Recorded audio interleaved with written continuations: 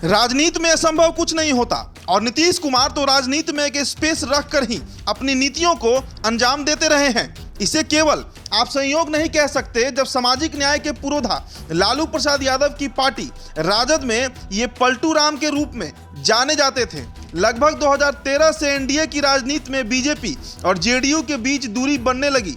तब भी राजनीतिक गलियारों में इस दूरी की परिणति आरजेडी के साथ सरकार बनाने की नहीं थी, मगर ऐसा हुआ। फिर 2017 में जब बीच में ही आरजेडी को छोड़कर बीजेपी के साथ सरकार बना ली, तब भी यह अनुमान आमतौर पर नहीं लगाया जा रहा था। और अब 2022 में जब बीजेपी को बीच मझधार में छोड़कर आरजेडी के साथ सरकार बना ली, तो बीजेपी वालों को ही विश्वास नहीं हो रहा था। तो सवाल ये उठता है कि अब जब प्रशांत किशोर यह कह रहे हैं कि जेडीयू बहुत जल्द बीजेपी के साथ मिलकर सरकार बना लेगी, तो इसकी विश्वसनीयता पर सवाल उठने ज़्यादा जरूरी है। चलिए अब आज के राजनीतिक विश्लेषण करते हैं। इन 5 मुद्दों से समझिए कि आखिर क्यों नीतीश कुमार बीजेपी के साथ जा सकते हैं। पहला, प्रशांत किशोर का तर्क। जन सुराज यात्रा पर निकले प्रशांत किशोर ने सिर्फ कयास नहीं लगाया, बल्कि तर्कपूर्ण ढंग से स्थितियों को राजनीतिक गलियारों में रखा भी है। प्रश्न तो राजनीतिक गलियारों में आज भी तैर रहे हैं कि जेडीयू जब गठबंधन में नहीं है, तब हरिवंश नारायण का राज्यसभा में उपसभापति बने रहना एक संदेह तो पैदा करता है। पीके का साफ कहना है कि नीतीश कुमार अपनी बातों को भाया हरिवंश नारायण भी पहुंचा रहे हैं, और पीके तो विपक्षी एकता के मुहिम पर ही सवाल उठा रहे हैं कि इसके बहाने नीतीश कुमार अपने भीतर की इच्छाओं को फलीभूत करने का स्वांग भर रहे हैं और किसी पल बीजेपी के साथ जाकर एनडीए सरकार का नेतृत्व संभालेंगे। दूसरा, लालू राबड़ी की सरकार पर मुखर भी हुए नीतीश। स्वास्थ्य विभाग के एक कार्यक्रम में बुधवार को नीतीश कुमार ने जमकर लालू राबड़ी की सरकार को कोसा है। बगैर नाम लिए नीतीश कुमार पत्रकारों को संबोधित करते हुए उन्हीं से पूछा कि याद है ना, पहले शाम 6 बजे के बाद दुकानें बंद हो जाती थी, लोग सड़कों पर नहीं निकलते थे, अपराधियों का बोलबाला था। ऐसा वह तब कह रहे थे जब नीतीश कुमार के बगल में उप मुख्यमंत्री तेजस्वी यादव भी बैठे हुए थे।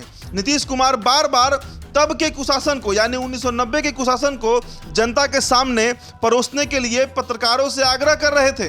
नीतीश कुमार लालू राबड़ी सरकार की आलोचना यूं ही तो नहीं कर रहे होंगे। तीसरा, उपचुनाव में जेडीयू की उदासीनता। राज्य में हो रहे मोकामा और गोपालगंज विधानसभा में जेडीयू का नजरिया बेहद उदासीन है। स्थानीय नेता छोड़ दें तो बड़े नेताओं ने अपनी उपस्थिति दोनों उपचुनाव वाले स्थल पर प्रचार के रूप में दर्ज नहीं कराई है। राजनीतिक गलियारों में यह चर्चा है कि जेडीयू नहीं चाहती कि आरजेडी विधायकों के उस संख्या के करीब पहुंचे जहां खुद से सरकार बनाने का समीकरण आरजेडी के हाथ लगे।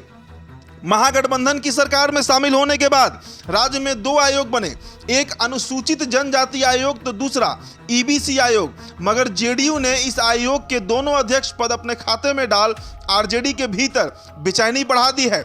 आरजेडी के रामबली सिंह ने तो खुलकर विरोध किया और अपनी पार्टी के फोरम पर इस सवाल को भी रखा है।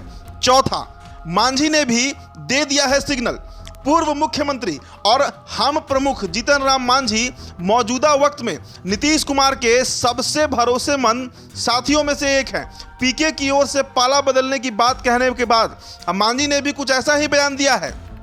मांझी ने नीतीश कुमार की तुलना भूतपूर्व सीएम महामाया प्रसाद से कर दी है।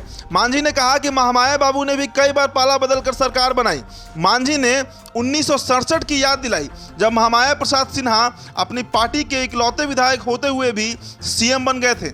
मांझी के हिसाब से जनहित में पाला बदलना अच्छी बात होती है। पांचवा, बीजेपी के भीतर भी नीतीश का है इंतजार। ऐसा नहीं है कि बीजेपी को नीतीश कुमार के लौटने का इंतजार ना हो। बीजेपी का सहज गठबंधन जेडीयू के साथ रहता है। बीजेपी नेताओं के पिछले दिनों के ही बयान को देख लें तो जो आक्रामकता आरजेडी के प्रति हमलावर होने में रहा, वह आक्रामकता नीतीश कुमार के विरोध में नहीं रहा है। बीजेपी की नीतियों में एक और परिवर्तन का भी आकलन करना होगा कि इस बार बीजेपी के उन पुराने नेताओं को बीजेपी में तरहीज मिलने लगी है जो नीतीश कुमार के करीबी रहे हैं। इधर 2020 में बीजेपी के पुराने नेता को अलग थलग कर दिया गया, लेकिन पुनः सुशील मोदी, नंदकिशोर यादव, प्रेम कुमार आदि नेताओं को तहरीर मिलना था। इस बात की पुष्टि करता है कि बीजेपी और जेडीयू में एक बार फिर से करीबी बढ़ सकती है। जी हां, तो इन 5 मुद्दों से आप समझिए कि क्यों हम कह रहे हैं कि नीतीश कुमार फिर से बीजेपी के साथ हाथ मिला सकते हैं। बीजेपी के प्रवक्ता प्रेम रंजन पटेल की माने तो वे कहते हैं कि अब नीतीश कुमार के लिए बीजेपी का दरवाजा बंद हो चुका है। उनका बीजेपी में प्रवेश न भूतो न भविष्यता। उनके बार बार पादा बदलने से उनकी विश्वसनीयता समाप्त हो चुकी है। बिना कोई कारण बताए नीतीश कुमार 2 बार पाला बदल चुके हैं। नीतीश कुमार वैसे भी अपना विश्वास जनता की नज़रों में खो चुके हैं। अब जनता ही जब उनका साथ नहीं देगी तो बीजेपी उनके साथ क्यों आएगी। लेकिन जिस तरह का राजनीतिक समीकरण दिख रहा है, जिस तरह की राजनीतिक गतिविधियां घट रही हैं, इस बात की चर्चा अब राजनीतिक गलियारों में भी होने लगी है। प्रशांत किशोर से लेकर जीतन राम मांझी तक इस बात से सहमत हैं कि निकट भविष्य में नीतीश कुमार फिर से अपना पाला बदल सकते हैं।